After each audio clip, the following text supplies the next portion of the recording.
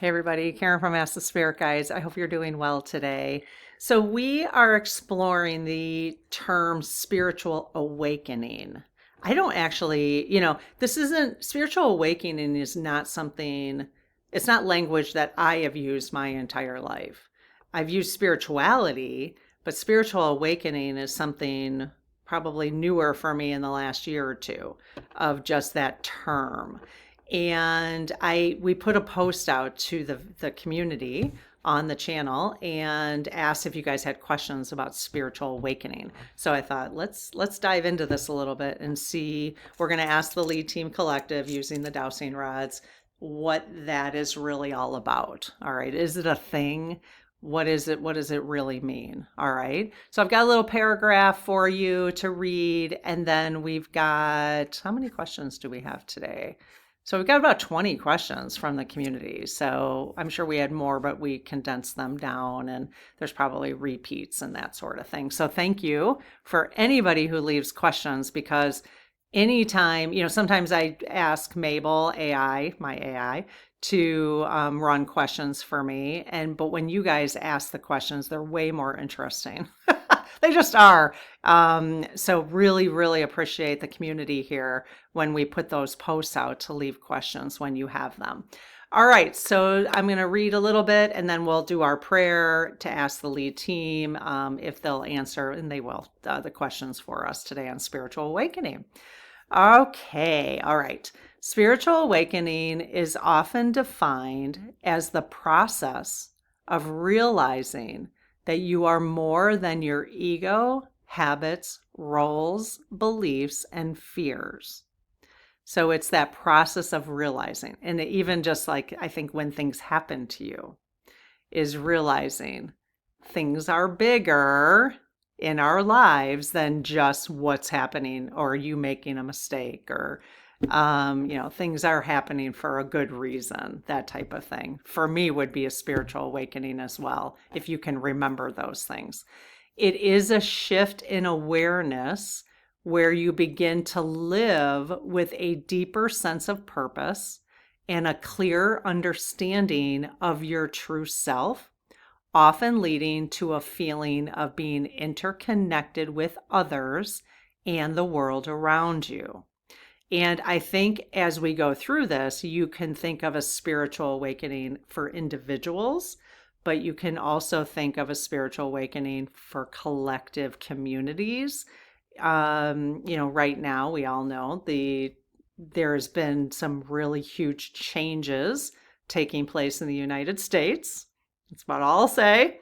And there's a lot. The United States as a collective is going through a spiritual awakening, right? Because we're shifting our awareness. And I do believe, it is helpful for me when we get into the weeds of things that are going on to remember that things are occurring for many, many different reasons.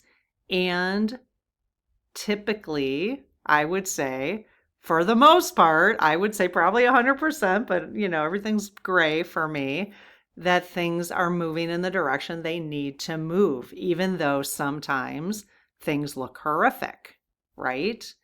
And so that is what I try to lean on, even though things are, need to be addressed.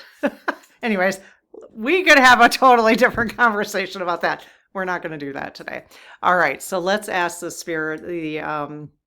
We could do, if I really wanted to, it's a little hard to do without talking about politics, but we could do a spiritual awakening. Like I could do a call out on the spiritual awakening of the United States.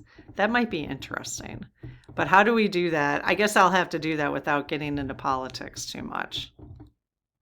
That's the question, is can you guys ask questions without getting into politics? Because I just don't want to.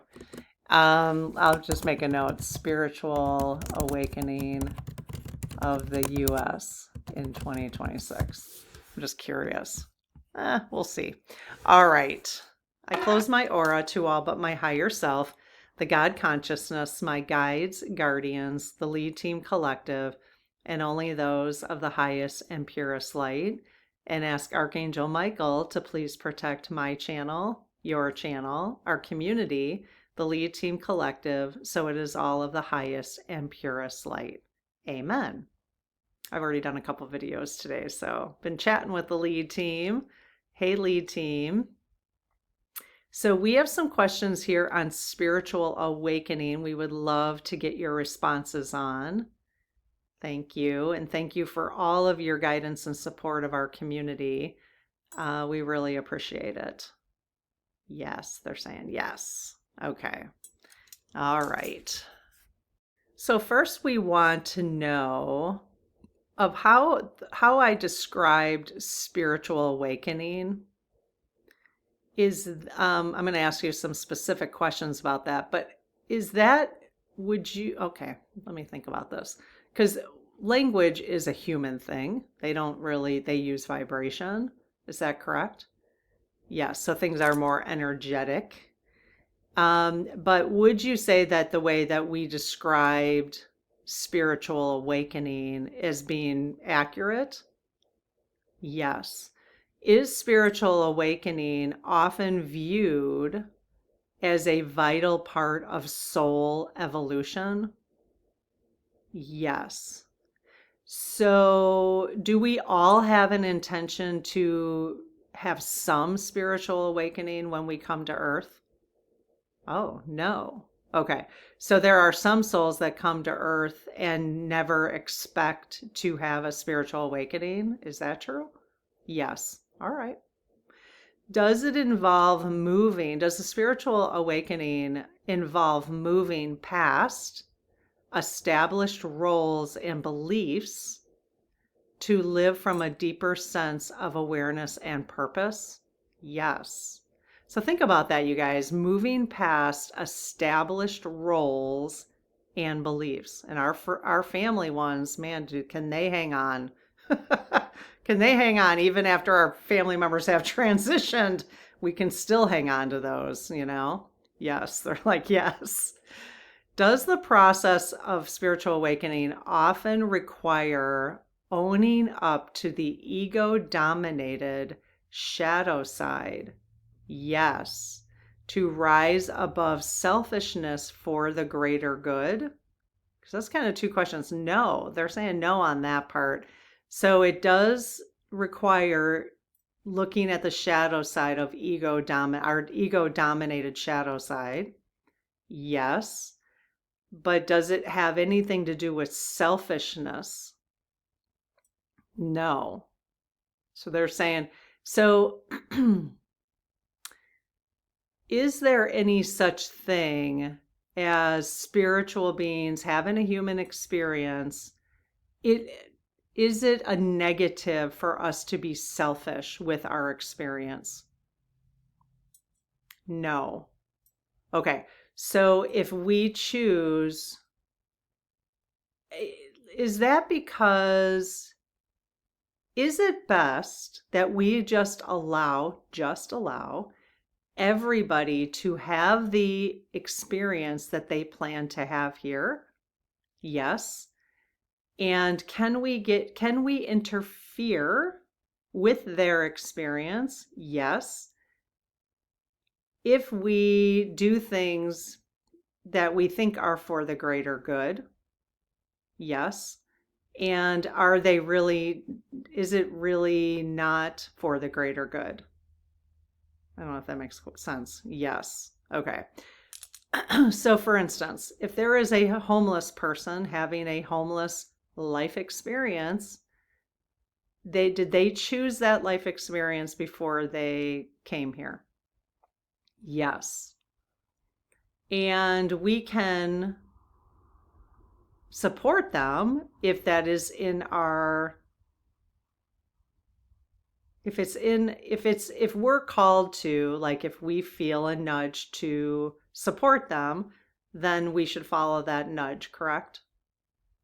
Yes. Are we interfering if we follow that nudge to support a homeless person, let's just say? Are we interfering with their experience? No.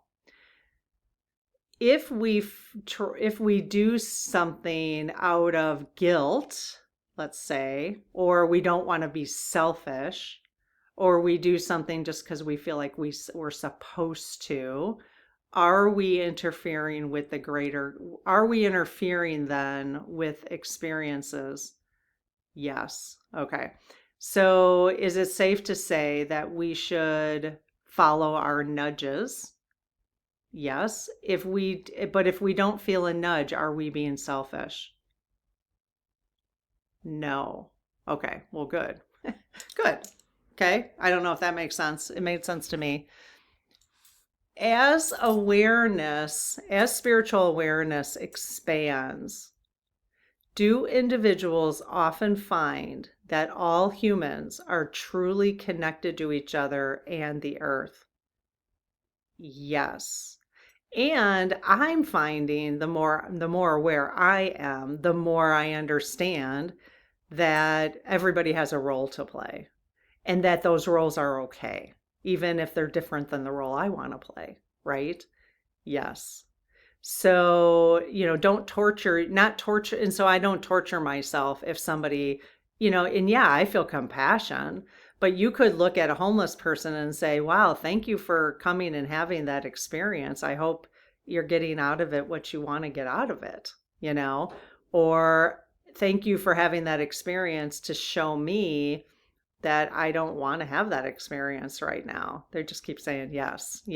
So you can look at it different ways rather than pity.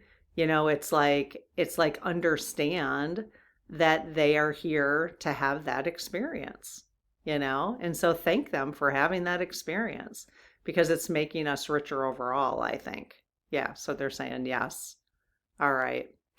Okay, while the experience is highly personal, the community asks some really great questions. Okay, while the experience is, okay, so my sister puts this together for me. So she wrote, while the spiritual awakening process is highly personal, right? It's highly personal for each of us. The community has asked some really good questions. So here they are. Can a person experience more than one awakening in a single lifetime? Yes. Okay, so we can is it more of a layered thing?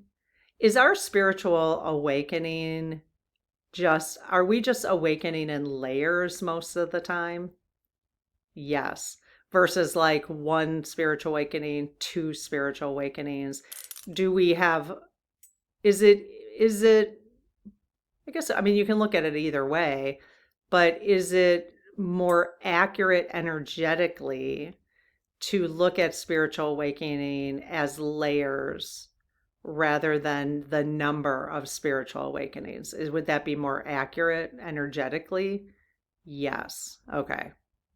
So it's like evolution, basically, like evolving. We just keep shifting and shifting and shifting. Yes. All right. I don't know if that is clear. Are there different levels, okay, here we go, or stages of awakening that a person progresses through? Okay. Yes, I kind of expected them to say no to that. So there's different levels or stages. Yes. I can imagine, yeah. Because at where I'm at in my life right now, I don't think it has to do with age because I think you could feel this way at age 15. It just depends on your past life experiences and whatever your current life experience is. But I am at much more of an acceptance stage. Yes. Okay. So acceptance is one of the stages of awakening. Yes. Do we choose the specific spiritual knowing or abilities we want to bring with us before we are born? Yes. Do we know, is it part of our life plan, what stage of spiritual awakening we will actually progress through? Is that part of our life plan? Yes. So using the example of a homeless person, do they have deeper, is it possible for a homeless person to have a deeper spiritual awakening than other people who may be somebody of major privilege? Yes. And is it, is it, are there any homeless people on earth right now who are having a much better life experience than, I mean, like joyful life experience than people with a lot of money? Are there anybody? Yes. Okay. See? Can't assume that just because a person's homeless, I mean, just because you would find it, really, really difficult, we can't assume that people aren't like feeling the most freedom they've ever felt, in a life. I mean, who knows, right? All right. Is a psychic medium ability something chosen for an incarnation? Is it okay? So it's part of, if like, did I know as part of my life plan that I would be communicating with the Lead Team Collective at some point? Yes. Okay. Using these dowsing rods. Yes. Okay. So that was chosen before we decided as a group we would do this together. Yes. So, or is it earned from a past life? No. But can psychic mediums earn their skill from a past life? No, it doesn't work that way. No.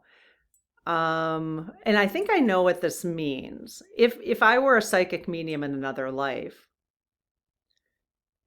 does the spiritual awakening process, because we're all psychic mediums. I mean, we all have the ability to connect, basically. Do we carry from one lifetime to the next the spiritual awakening lessons that we have learned? Yes. But if we have a psychic medium ability in one lifetime, will we bring it into another lifetime for sure? No. Okay, so I think that's what that means. Like, if I'm a psychic medium in one lifetime, have I earned it to go to the next lifetime to be a psychic medium? No. It's just another experience. Yes. Okay. And part of your calling or whatever, part of the experience you're going to have, you're going to help others, whatever it is.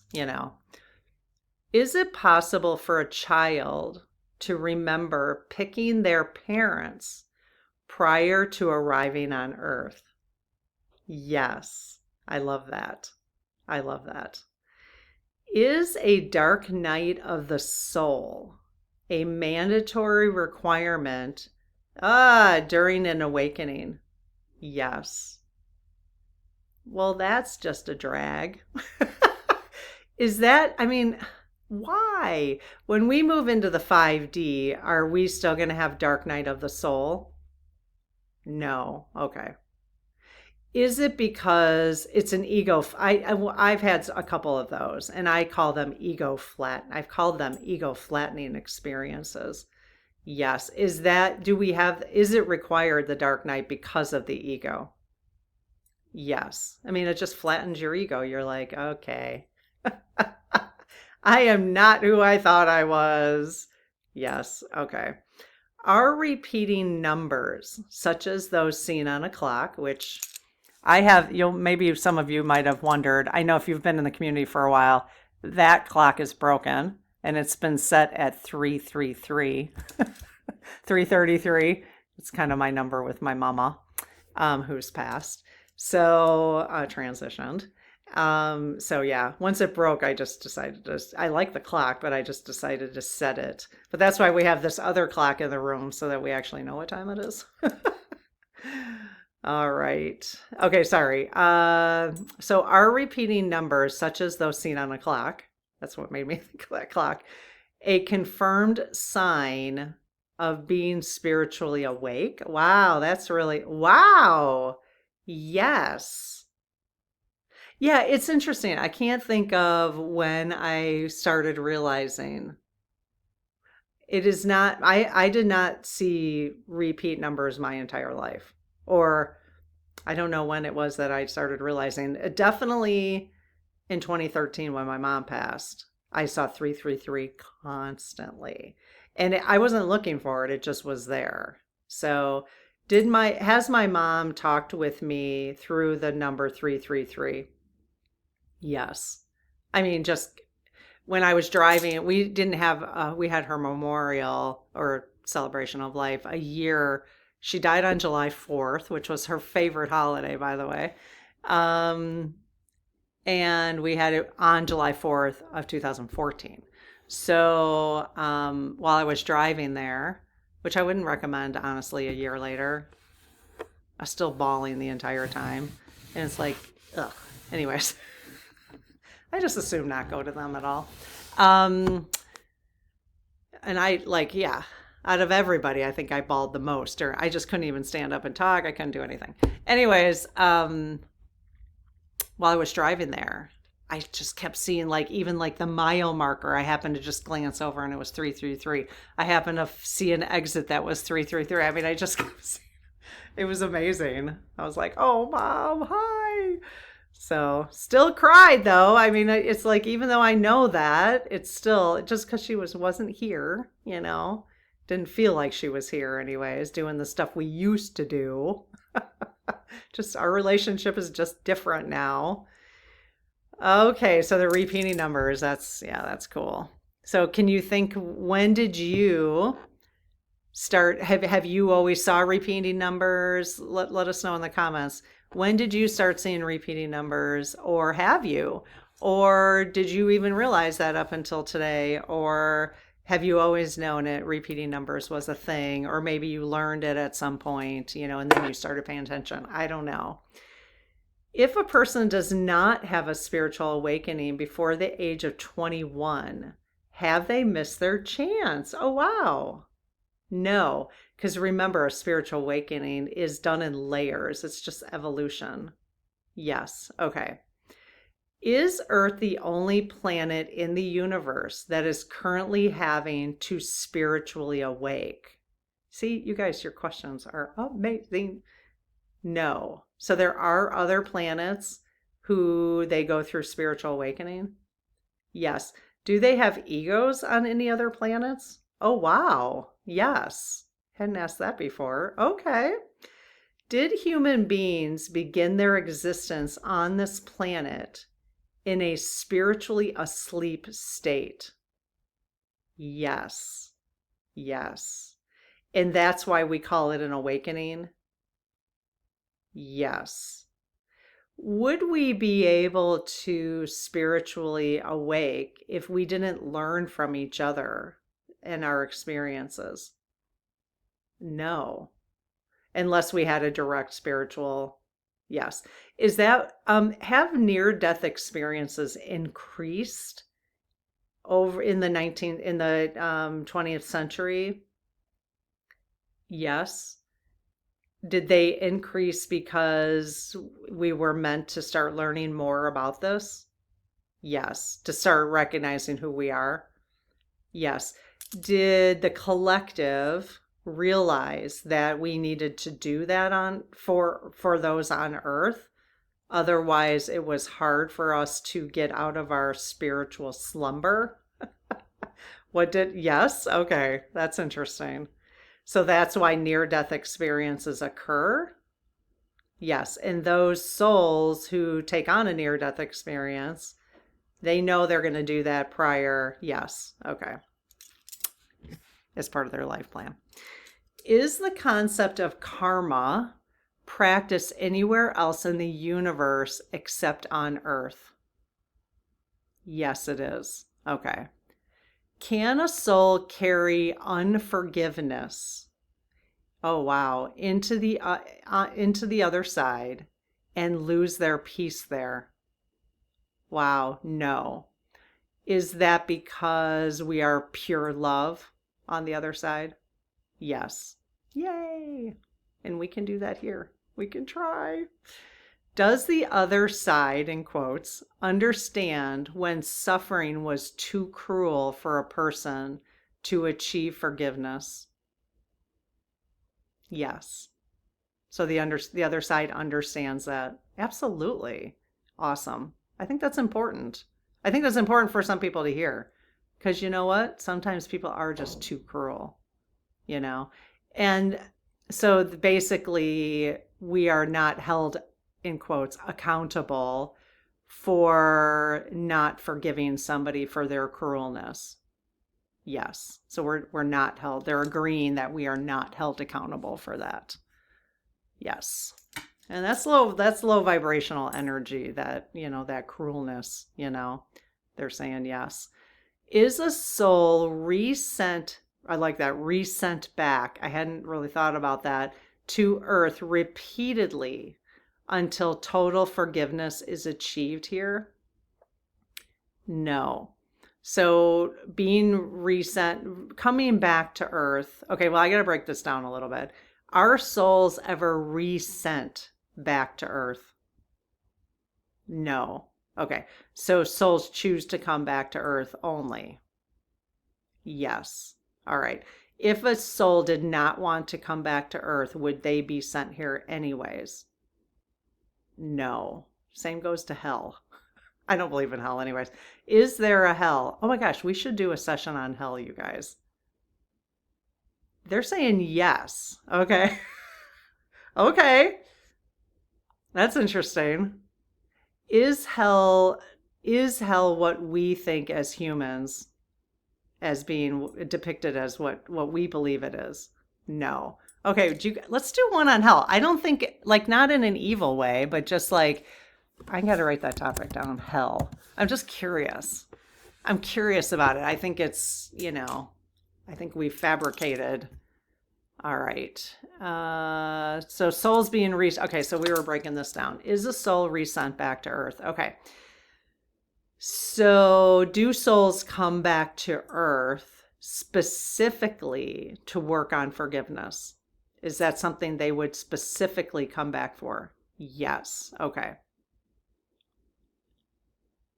Hmm. So if we don't forgive, is it likely we will come back and have to experience the same cruel nature of something? No. Okay. Again, it's choice, right? We get to choose. Yes. Is it better for us to really work on that forgiveness before we transit? Okay, they're saying no. Okay. All right. I think the reason they're saying no, and especially because the way I ask them questions sometimes, they're never going to say, yes, you have to do this, like, or this will happen. They just won't do that. That tends to be my experience with the way they answer questions. So, how you ask questions is, really, really, really, like, I'm sure you notice it on your end. Sometimes you're probably thinking, wait, Karen, ask it this way. I'm not picking it up, right? Because it's just how I'm asking it.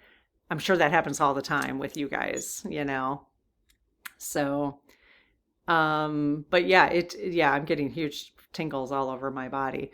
It really does make a difference of how you ask stuff. So that's why, like, if you get a response to something, if you're using these and you get a response, and that's why I say there's so much gray, is just, it may have been like one word you used. That is how they interpreted it. So they're saying yes. Can a very young child have intuitive memories of being a soul, in quotes, before they were born? Yes, I would love that. I would love to have that memory. Will we all have that memory when we're living in 5D?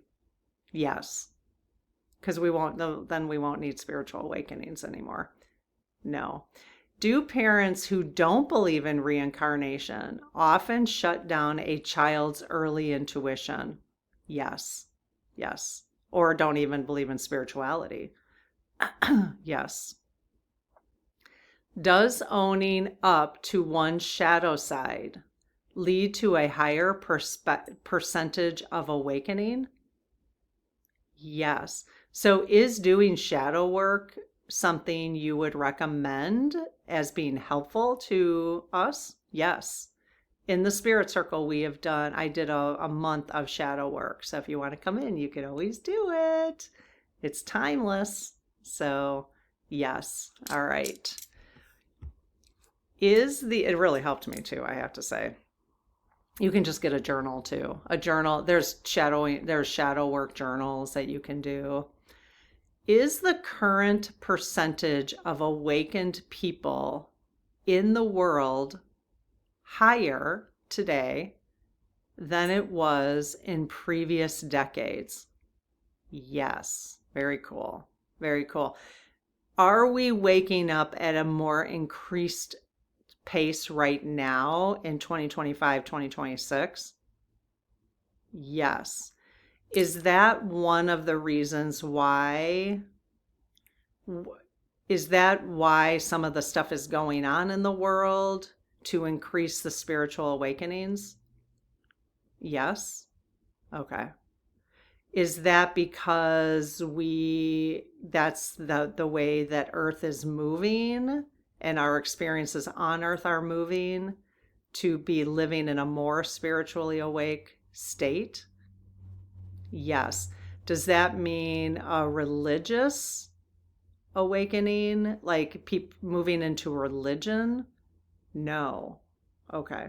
It's really about remembering who we really are. But religion, I mean, they teach that in religions, right? I mean, that's what they believe. There's an afterlife. Yes. But I mean, they believe there's an afterlife for them because they believe in whatever they believe in, at least some religions. Yes. Okay. Is enlightenment just the beginning of true spirituality rather than a final stopping point? Yes, it's just the beginning. Oh, wow. Very cool. Very cool. Okay, my sister wrote, here's a little ending, and thank you guys for all your questions. As we explore these questions, remember to stay grounded in your own unique journey. Awakening is a process of unfolding, and a lot of times it just depends on your experiences. So be patient with yourself and others because everybody has different experiences, and use your own discernment as you navigate these deeper truths. All right. Okay, you guys, thanks for being here, and we will see you tomorrow. Take care. Bye bye.